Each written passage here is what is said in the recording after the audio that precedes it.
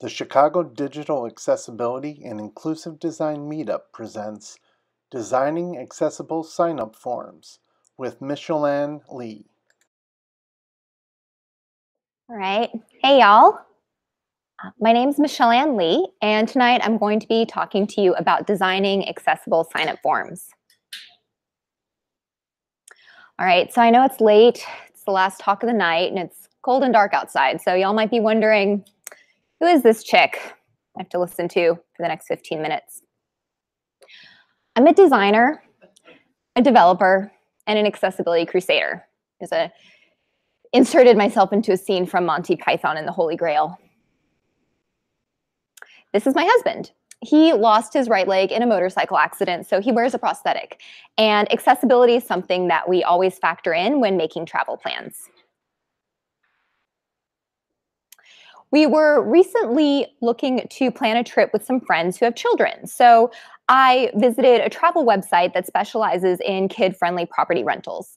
It's aimed at families, and it has global destinations, so we can assume a global audience. Here's their homepage. It's really fun, it's really colorful, and it's been featured in some cool lifestyle blogs. However, once I tried to sign up to create an account so I could book a rental, I started to notice some really glaring accessibility issues, and I thought it would be an interesting design exercise to reimagine their user flow. Now, to be clear, this company has no idea who I am. They did not pay me to do this, but I really believe that by focusing on common design patterns and making them really accessible, we can have an outsized impact on users with disabilities. All right, so let's take a look at what's not accessible about this site, starting with the homepage. So for starters, none of the links have a focus state. And it would be really great if there was a skip to main link for users who are tabbing through the site so they could skip over the navigation when they need to. All right, so to create an account, you click on the sign up link in the main navigation, and you get this window pops up. And at the top of the window, there's a link to sign up with Facebook. Then we have a form to sign up with email. And below that, if you already have an account, there's a link to log in. So let's say you already have an account. If you're tabbing through the site, you have to tab through this entire form to get to that login link. And the contrast is way too low. I could barely read it with my glasses on. Also, just want to note the text on the right in all caps, those are labels, but the text on the left is placeholder text, which means that it disappears when users start typing. So let's say someone starts typing their password and maybe they have a cognitive disability, maybe they're just distracted, and they forget that it's supposed to be 7 or more characters. So let's say they enter like a 6-character password. So they are then taken to this page that has, again, a link to sign up with Facebook and header 1 that says oops, and then there's the errors listed below that, and the related input in which the error was made was highlighted. So this Facebook sign up has a really odd placement. A screen reader would read that first, it's first on the page, and it's not that important in the hierarchy. It is nice that this header 1 makes it really clear what the intent of the page is. When you get to this page, you know that something went wrong. And I like that errors are listed at the top of the page.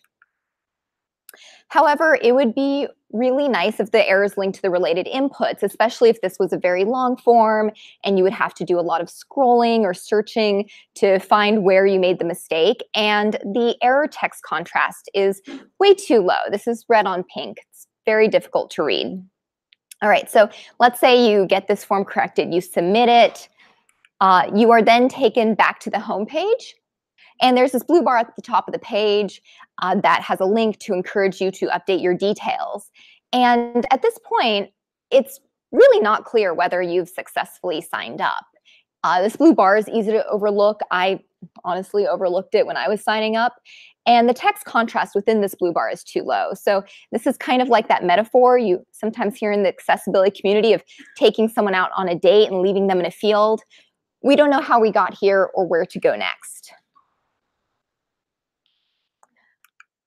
All right, so let's take a look at the redesign. All right, so we're going to start, let's assume that you've clicked the sign up link, and in the main navigation, What happens next? This window pops up, but now this window has only 3 options. So we've got a sign up with Facebook and sign up with email and log in. So having only 3 options means that you only have to tab a maximum of 3 times now in order to get to the option that meets your needs. You're no longer tabbing through entire forms, as is in the original website. Want to note a couple things in the code. So these icons within the buttons, this Facebook and email icon, these have an ARIA hidden attribute because they're purely decorative. And this X icon is an SVG at the top right of the pop-up. It has a title attribute as well as some hidden text to make sure that assistive technology understands that you click that in order to close the window. The purpose is really evident for users who wouldn't see it and understand that that's what the X means. All right. So you click on sign up with email. You're taken to this page next. It's create an account. There's a form that you can fill out. And let's just walk through this form and the changes that I made in order to make it more accessible. So first off, all the form elements have a focus state. This first field is in its focus state. It's highlighted in yellow. It's hard to see in this presenter, but there's a bit of a drop shadow on it. The field's a bit lighter. All of these form fields have labels. Now, I styled them within the form field, so they sort of look like placeholder text. But as you can see with the first field, when you click into it, the label moves above the text that you're typing. So you can still see it as you go. Required fields have asterisks, so you can visually see they're required. But in the markup, there's also a required attribute and some visually hidden text. Just again, making sure that assistive technologies understand the things that are being presented visually.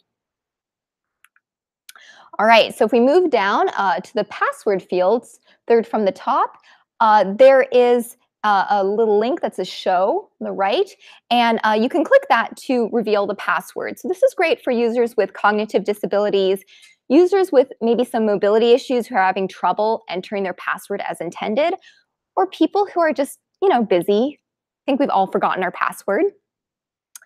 Moving down from there, there's a request that you verify your birthday in order to prove that you're 18 years old or older. So this wasn't part of the original form, but I was doing some competitive analysis, looking to see what other similar services are doing, and it's a common thing to ask people to verify their age. You could certainly do some A/B testing to see if it's better to have them check a box to verify, etc. But I thought it would be interesting to explore this particular design pattern of entering your birthday. So, that got me thinking about date inputs, and my first instinct was to say, okay, people can just type out the date of their birthday. But, date formats are not universal, and people are often mislabels that tell them how to input information. Just to give you an example, my husband grew up in Europe. He likes to use European date formats, which are day, month, year. And I grew up in Texas. So I always say month, day, year. And for this reason, I have forgotten his birthday just like so many times. He does not love that. Also, anniversaries, it's awful. Anyway, so I wanted to have the user select the month, the day, and the year. And even if, they were kind of half paying attention and just hit the drop-down arrow for the select, they would still see amongst the options, that there are months listed or days, or the days that are in a typical calendar month, etc. So that would help them understand how to input the information as intended. And then finally, we have a checkbox at the bottom. One more thing I want to note is that all of these form elements meet WCAG 2.1 contrast requirements.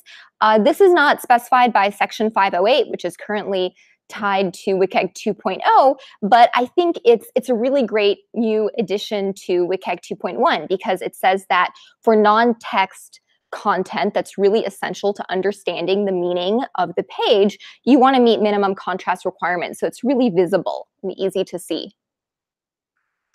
All right, so let's say you're entering content, you're entering your information, and how can we tell users that they've made a mistake? And also, how can we validate that they've correctly input information? I didn't love the pattern of filling out a whole form and then submitting it and then having to go back and check through errors, I think that's a lot of cognitive load. So I reimagined this using dynamic validation to provide immediate feedback as you're filling out the form. So what this would look like is when you enter the information correctly, a green check appears next to that field. And if you've entered it incorrectly, a red X appears. And what you'd probably want to do is have some kind of oral alerts to notify assistive technologies that some new information is appearing on the page. These icons are they're large, they're very visible. They meet contrast requirements, and even though they're red and green, which would not be great for users with red-green color blindness, you don't want to be relying on color alone to convey information, they're distinct enough from one another that it's very clear which is which.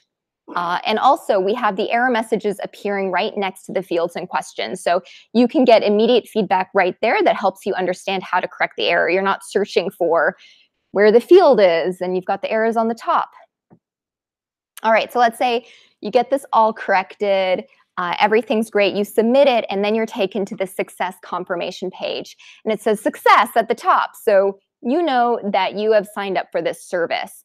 There's also some, suggestions that you could update your profile or start browsing home. So again, we're not leaving our dates out in a field.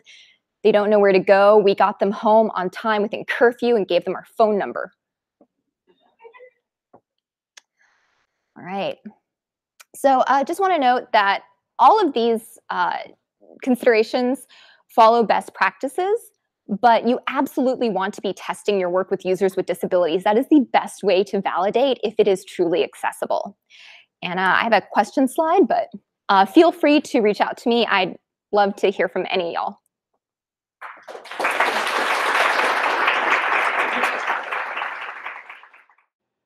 Thanks to our speaker, Michellanne Li. Live captions provided by ACS, Alternative Communication Services. Visit them online at acscaptions.com. Live captions sponsored by McDonald's. We're loving it. This has been a production of the Chicago Digital Accessibility and Inclusive Design Meetup. Visit us online at meetup.com/A11YCHI. Follow us on Twitter at twitter.com/A11YCHI. Follow us on Facebook at facebook.com/A11YCHI. Subscribe to our YouTube channel to view recordings of previous meetups at youtube.com/C/Chicago Digital Accessibility Inclusive Design. Copyright 2018. All rights reserved.